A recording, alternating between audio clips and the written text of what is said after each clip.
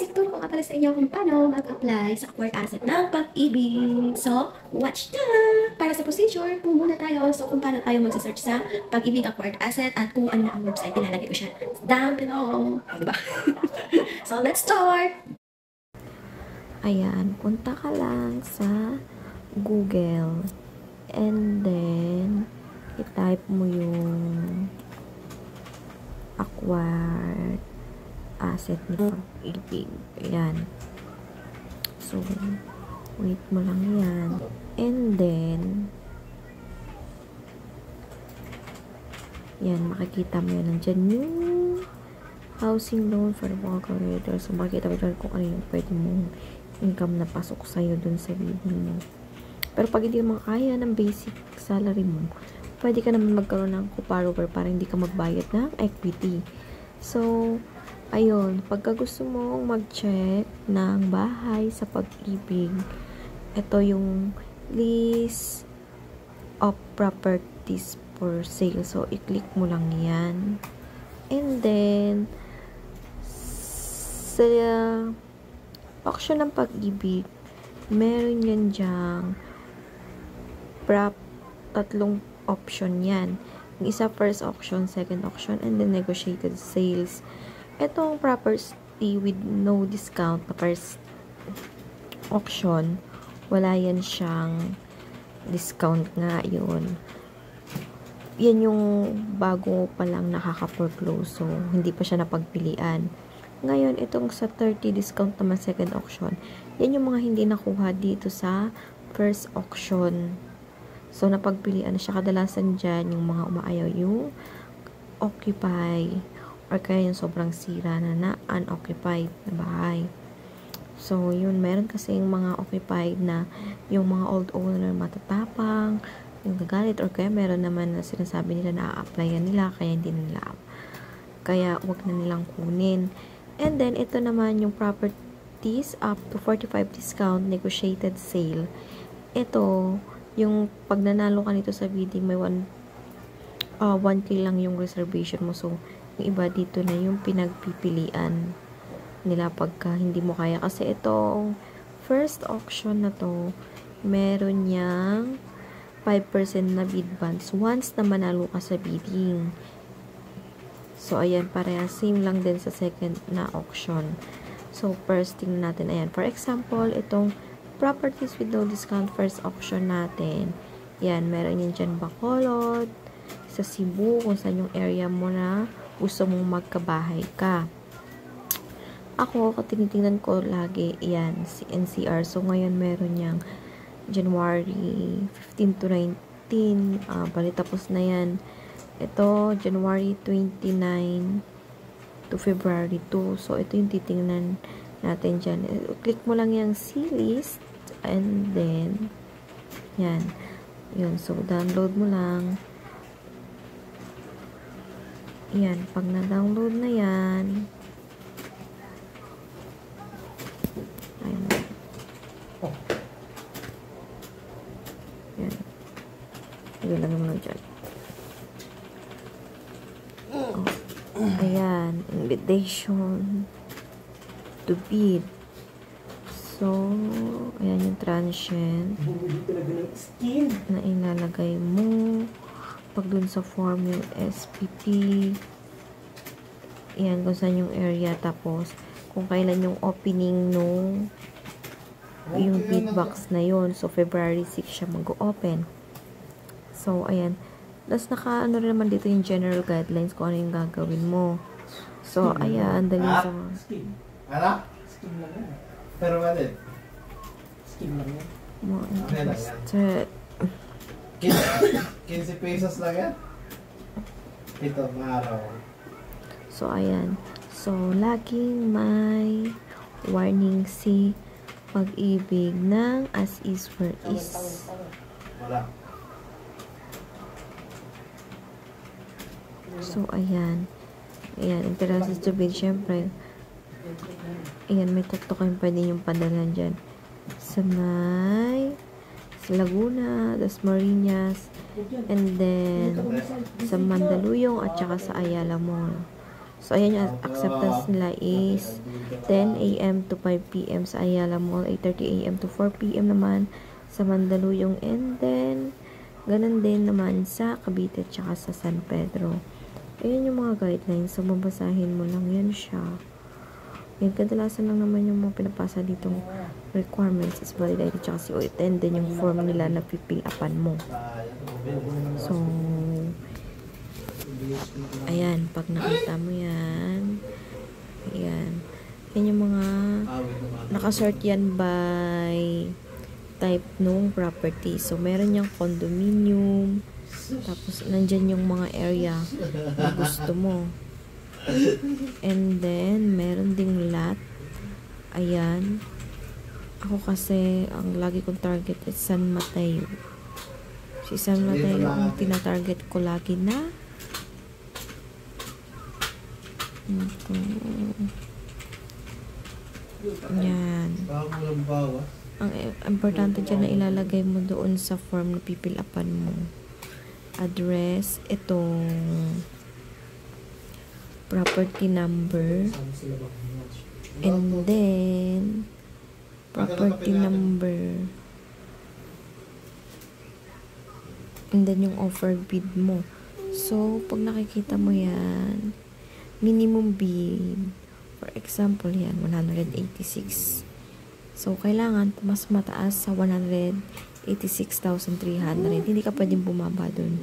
So, the more na maganda yung unit, mas maraming nag-apply, kaya pataasan bidding. Ayan, single attach, and then meron din double attach, townhouse, and the last is the row house. Basta yung kape mo, Sas. Okay na. Ayan.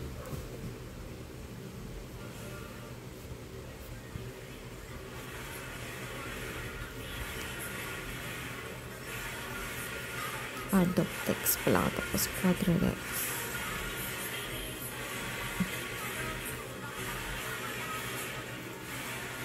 So, ayan. Kung ano yung target nyo dyan, meron dyan Laguna, Bulacan, San Mateo, and Cavite. Ngayon, pagka meron ka na dyang napili, ipiprint mo lang.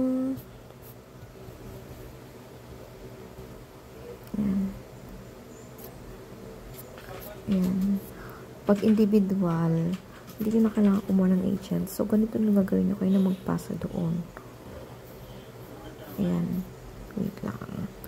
So, i-print mo. So, ayan yung enclose the envelope with following. So, instruction to bidder. Ayan. Per select property from the list due date. Ayan. Posted. Special. Ayan. Number 2, sabi, inspect the chosen properties prior to submission of bid offer. Determine where is and pay dues on the properties. The properties are sold on an as is where is basis, while your physical occupant status and any fees dues pertaining to the properties shall be for the account of the winning bidder. Diba? So, dapat silipin nyo daw kung okay ba yung property, kung may naka-occupy ba, ano yung status nun bago mo i-apply. Ngayon, kapag nakapag-decide ka na, i-secure mo yung 2 copies ng offer to bid form individual. And then, yan. Tapos, ilagay mo yun doon, yung kung ano yung transient na sasalayan mo. For example, yan, transient 311. Tapos, fill out ka ng 2 copy offer bid form and registration form should be properly accomplished to avoid disqualification. So, dapat lahat yung ma-fill up mo at tama. And then, yun, pirmahan mo. Tapos, sabi dito, notes, the bid amount shall be in case lower than the minimum bid price indicated in the invitation. Selling price will be based on your bid amount offer. Bidder advised that the form bid offer in the drop box. So, ayan, yung sinasabi ko kayo na kung saan mo siya pwedeng ipadala. So, yung ilalagay mo sa envelope is yung dalawang accomplish offer bid form, registration form, photocopy ng ballot registration, and then proof of latest income for long-term installment. So, yun. And then, pagka kunyari naman, OFW ka, kailangan yung SPA mo pagka yung representative ang magdadala.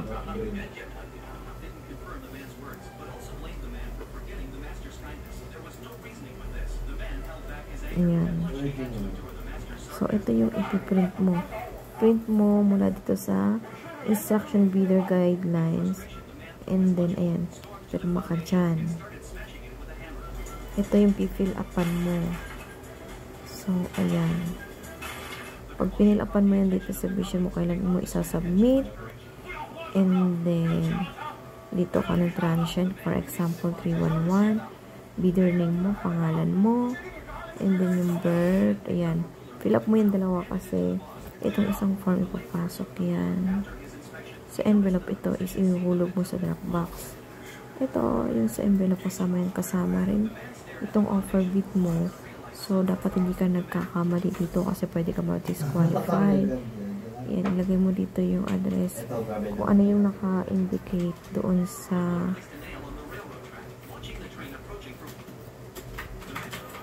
yun.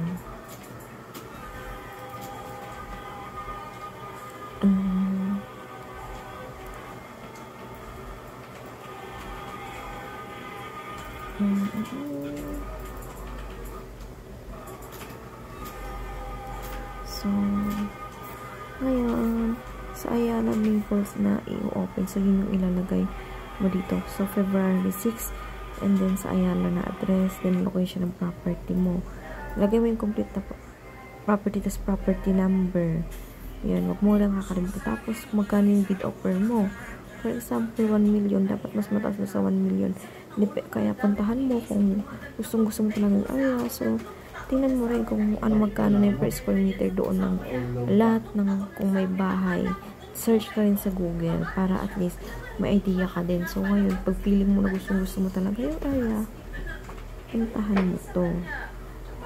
So, kun mo yan. And then, dito sa number 1, location of the property, bid offer mo. Tapos, i-times 5% mo yung bid offer mo. So, yun yung ilalagay mo dito. For example, is 1.5. So, 1.5 mo. Number 4, mode of payment of the remaining balance of bidder. So, kung gusto mo nang, depende sa'yo. Ako kasi ko nung kadalasan 30 years. So, ayan. So, yung nakalagay dyan. Basahin mo din that are certified to the important sales meeting our knowledge to correct and complete. Ganyan. O, kompleto. To purchase the property as is where is. So, kung ano man yung status na property is okay sa'yo.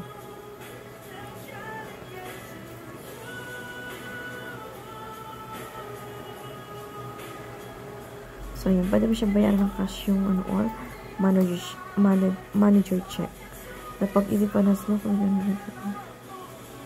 So, ayan. So, perma ka lang dito signature or name tapos date lang naman. Pag representative yung picture mo rin. So, fill up mo rin yan. Simple lang naman yung ano dyan. Lagay mo lang yung mga dapat na ilagay sa information mo. So, ito, yung pangalan mo, last name, first name, ganyan. Present occupant ka ba? Kung ikaw yung nakatira dun sa foreclosed na bahay na yun, eh, pag hindi, no. Former owner, kung hindi ka naman nakatira dun, no. Pag ibig member ka, yes. With previous housing, kung may loan ka na dati na housing, wala. O nilagay mo lang, no. Pag meron, nilagay mo lang yun dyan. And then, so, ayan, ilagay mo lang yung mga dapat na information mo dyan. Ito, pagka may authorized representative ka. So, ayan. Pag na-fill upan mo na yan, yan lang yun. 1, 2, 3, 4, 5. So, ayan, yung ipiprint mo. After that, ipadala mo na doon. And then, wait mo yung bidding. So, yan.